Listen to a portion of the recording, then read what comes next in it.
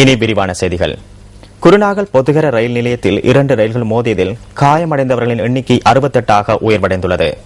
காயமடைந்தவர்களில் 5 நிலை கவலைக்கிடமாக உள்ளதாக குருநாகல் போதனா வைத்தியசாலையின் பணிப்பாளர் டாக்டர் பாலித்த யாப்பா தெரிவித்தார். அவர்களுள் ஒருவர் அவசர சிகிச்சை பிரிவில் சிகிச்சை பெற்று வருவதாக அவர் கூறினார். வவுனியாவில் இருந்து மாத்தறைக்கு பயணித்துக் கொண்டிருந்த ரஜரட்ட ரஜின கடுகதி ரயில் மற்றும் கொழும்பு கோட்டை ரயில் நிலையத்திலிருந்து பழை நோக்கி பயணித்துக் கொண்டிருந்த தேசத்துக்கு மகுடம் நகர்சேர் கடுகதி ரயில்கள் ஒன்றோடு ஒன்று மோதியுள்ளன. இந்த விபத்து இன்று காலை 8:45 மணி அளவில் இடம்பெற்றுள்ளது.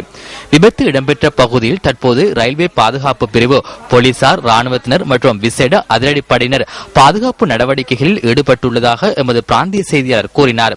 இந்த விபத்துக்கான காரணம் இதுவரையில் கண்டறியப்படவில்லை. விபத்துக்குள்ளான ரயில் பெட்டிகளை ரயில் தண்டவாளத்திலிருந்து அகற்றுவதற்கான நடவடிக்கைகள் எடுக்கப்பட்டுள்ளன. இந்த விபத்து தொடர்பான விசேட விசாரணைகள் முன்னெடுக்க நடவடிக்கை எடுக்கப்பட்டுள்ளன. விபத்தில் காயமடைந்தவர்கள் குருநாகல் போதனா வைத்தியசாலையில் அனுமதிக்கப்பட்டுள்ளனர். விபத்தில் காயமடைந்த 68 பேர் குருநாகல் போதனா வைத்தியசாலையில் அனுமதிக்கப்பட்டுள்ளனர். அவர்களில் 4 சத்திர சிகிச்சைக்கு உட்படுத்தப்பட்டுள்ளனர். இந்த ரயில் விபத்து தொடர்பில் ரயில்வே திணைக்களம் விசேட விசாரணைகளை ஆரம்பித்துள்ளது. போலீசாரும் இதற்கு ஒத்துழைப்புகளை வழங்க உள்ளனர். බලධාරීන් විසින් ඒ වගේම පොලිසියත් ඒ සඳහා අවශ්‍ය සහාය ලබා දීමට නියමිතයි.